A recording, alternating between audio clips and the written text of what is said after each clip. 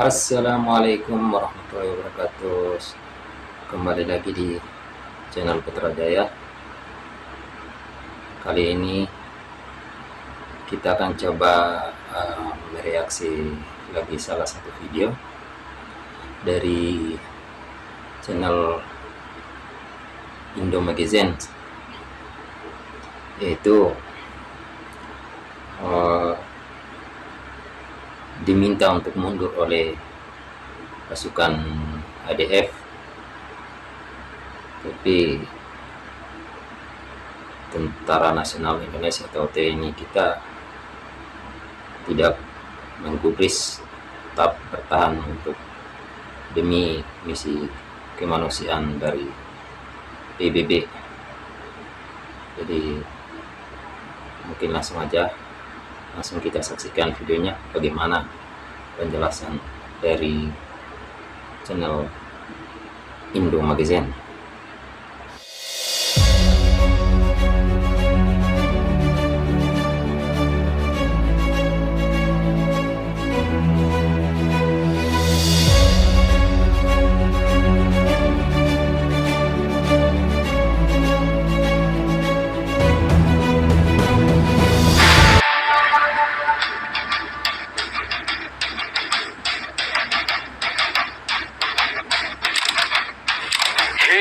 Hey, hola Indomax, Indo Magazines. Nah, jadi hari ini kita mau bahas pasukan UNIFIL yang tiba-tiba diminta oleh pasukan negaranya Bapak Netanyahu untuk mundur, pindah posisi, bos. Dan nanti juga kita mau bahas sedikit tentang rudal-rudal Iran yang berhasil menjebol perisai berlapis keluarga Davis Link. Nah, yang pertama, jadi seperti yang kalian tahu, bos, saat ini ada lebih dari 1.000 pasukan TNI kita di wilayah Lebanon. Tepatnya 1.232 prajurit TNI yang tergabung dalam pasukan UNIFIL di Lebanon. Di mana ribuan pasukan TNI di bawah UNIFIL ini pun sebenarnya bertugas untuk memulihkan kondisi keamanan di Lebanon imbas perang yang terjadi tahun 1982 silam. Namun kini seperti yang kalian tahu, ketegangan pun kembali memuncak lagi, bos. Bahkan baru-baru ini pasukan Israel meminta para pasukan UNIFIL di Lebanon termasuk TNI menyingkir dari posisinya, diminta mundur, bos. Nah, hal ini pun pastinya menyiratkan akan rencana negaranya Bapak Netanyahu untuk meluncurkan penetrasi darat ke wilayah Lebanon. Nah, lantas apakah dengan ini artinya TNI kita yang tergabung dalam pasukan UNIFIL akan berhadapan dengan penetrasi darat pasukan negaranya Bapak Netanyahu ini? Ini tidak bentar menghadapi dia.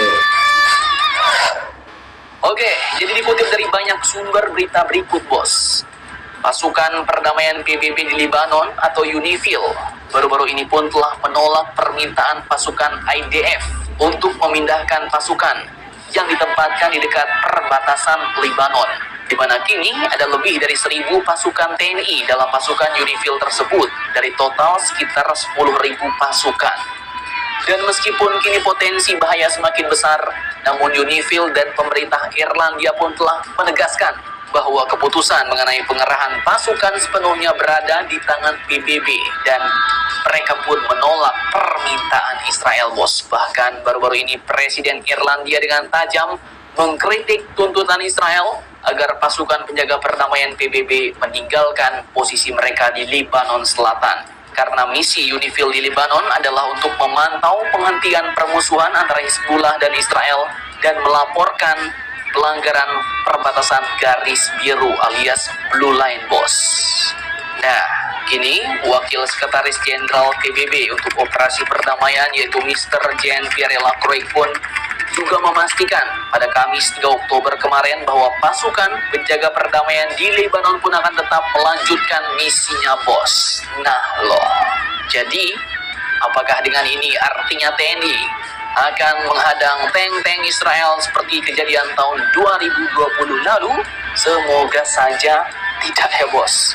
Pasalnya Wakil Sekjen PBB ini pun yaitu Mr. Lacroix tadi juga mengatakan bahwa rencana darurat sudah siap dan selalu diperbaharui, bos. Beliau katakan, Ya guys, ya mau kita lihat memang Israel ini memang keras kepala ya. Negara, salah satu negara yang memang manusia keras kepala di muka bumi. Oke lah, apapun itu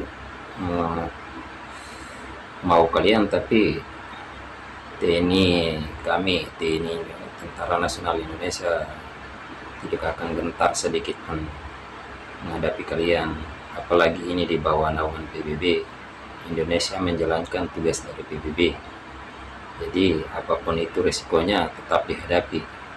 Kalian tidak semena-mena harus mengusir, bahkan bukan saja Indonesia, semua negara pun, pasukan dari negara-negara pun semua ada di situ untuk misi keamanan dari PBB. Jadi mau Israel mau memaksa seperti apapun, itu semua tergantung dari PBB. Kalaupun memang PBB memutuskan untuk harus menarik semua pasukan dari situ, berarti sudah terang-terangan bahwa PBB sudah memihak. Bahkan bisa saja dunia internasional bisa mengecam PBB karena PBB sudah terang-terang secara tidak langsung sudah memberikan lampu hijau untuk Israel menyerang negara lain, dalam hal ini Lebanon. Berarti sudah secara tidak langsung sudah ya PBB sudah memihak kepada Israel. Seperti itu, teman.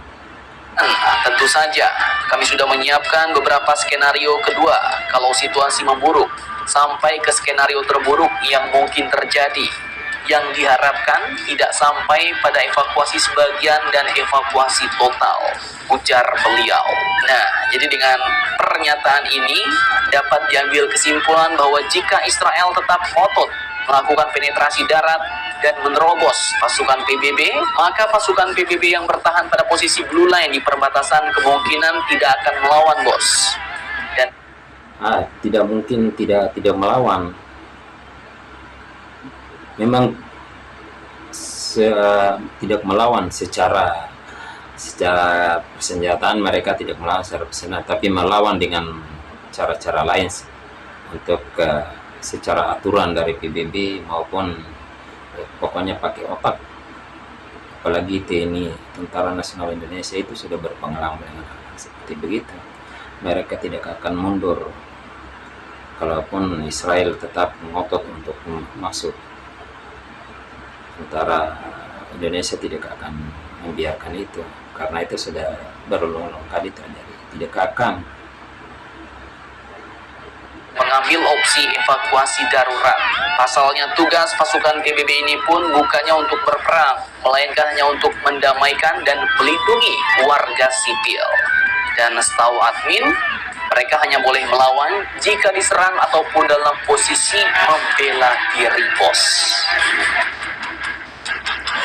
Nah, lagi pula Israel kalau mau berperang berarti bukan menyerang warga sipil dong. Jangan pengecut. Kalaupun memang ingin berperang, ngotot untuk ingin berperang terus. Kadang kan Israel kan punya kemampuan persenjataan yang mumpuni. Salah satu persenjataan tercanggih di dunia kan Israel.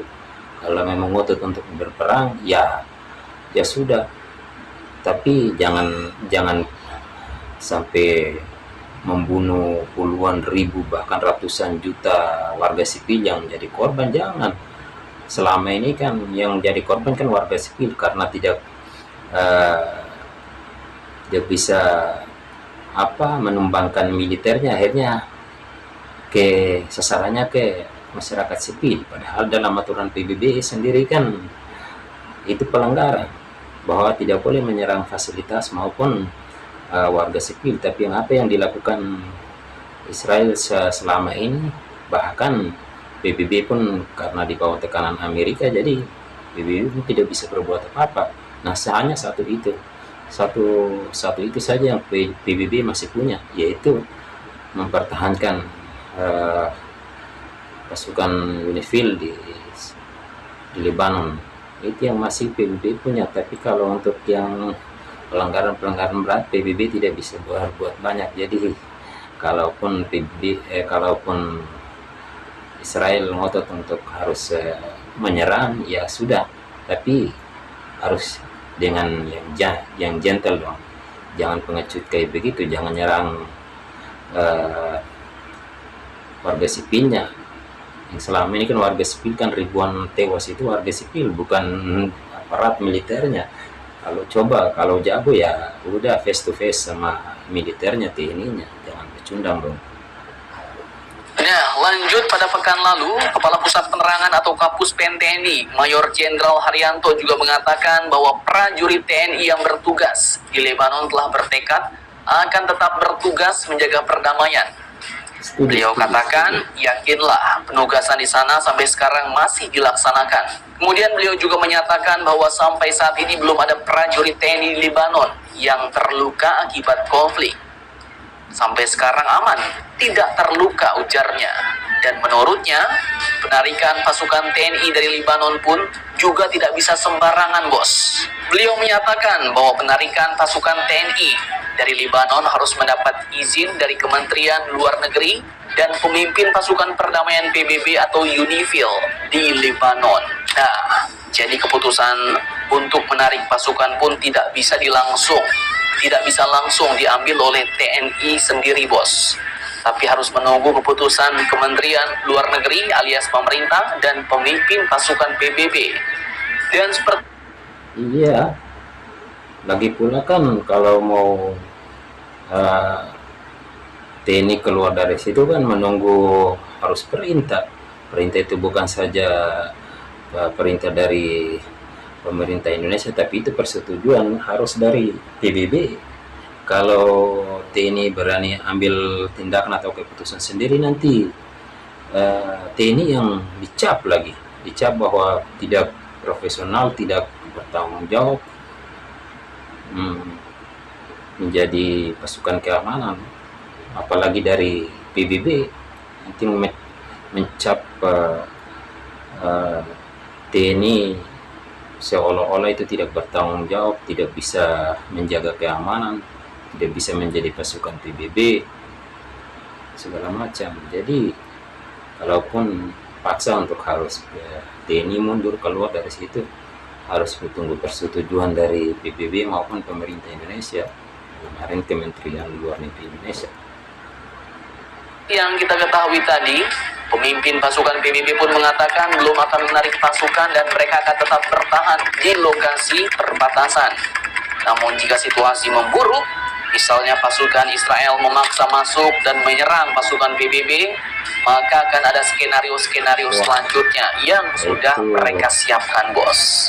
Mari kita doakan saja agar eskalasi ini tidak berkembang menjadi lebih parah dan pasukan Israel tidak menerobos pertahanan pasukan PBB yang terdapat 1000-an lebih anggota TNI kita di sana ya, bos. Semoga TNI kita tetap aman, lancar, selamat, dan berhasil. Amin.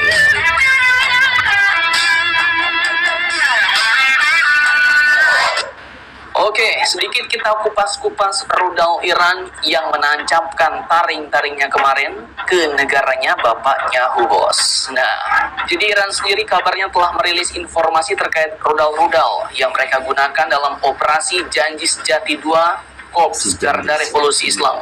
Mereka mengatakan bahwa mereka menggunakan rudal Ghadar, Emat, dan juga rudal Fatah 1 dan 2. Di mana masing-masing pihak pun sebenarnya mengeluarkan pernyataan yang berbeda-beda, bos. Menurut Iran, 90% rudalnya berhasil menancap ke wilayah lawan. Sedangkan Israel dan Amerika bilang tidak sampai 90%. Malah banyak yang diintersep juga katanya, bos. Namun ya, untuk fakta sebenarnya dapat kalian lihat sendiri kemarin dari video-video yang beredar. Nah, admin bukan mau bahas perangnya, tapi admin mau bahas jenis rudalnya. Jadi dikutip dari Aerospace Review, yang pertama ada rudal Ghadar. Jadi ini adalah rudal 2 tahap yang menggunakan kombinasi bahan bakar cair dan padat. Rudal ini pun disebut diproduksi dalam 3 varian, yaitu Gather S, Gather H, dan Gather M, dengan jangkauan yang berbeda-beda, mulai dari 1350 km, 1650 km, dan 1950 km.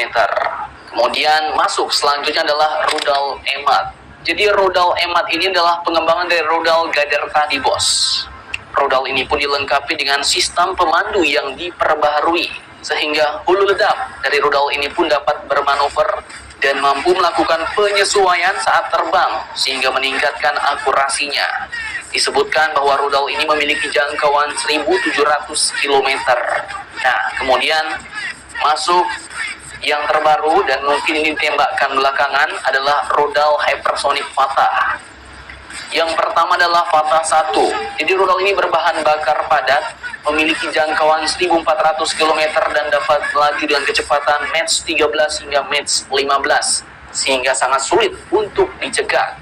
Rudal ini pun seperti yang kalian ketahui dapat bermanuver dengan nozzle-nozzle-nya yang dapat digerakkan, sehingga rudal ini pun dapat menghindari hadangan dari sistem anti rudal yang ada ditembakkan kemarin seperti Arrow 2, 3, dan juga mungkin David Sling.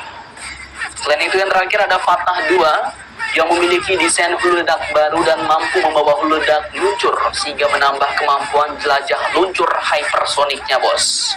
Nah, itulah kombinasi 4 jenis rudal yang digunakan Iran dalam menjebol sistem pertahanan berlapis canggih Arrow 2, Arrow 3, dan David Sling negaranya Bapak Netanyahu. Jadi bagaimana menurut kalian tentang hal ini? Jangan lupa komentar, tetaplah kalian barbar, dan jangan santui terus. Demi Indonesia tangguh, salam Indomax, Indo make sense. Oke, terima kasih teman-teman telah menyaksikan video reaksi saya.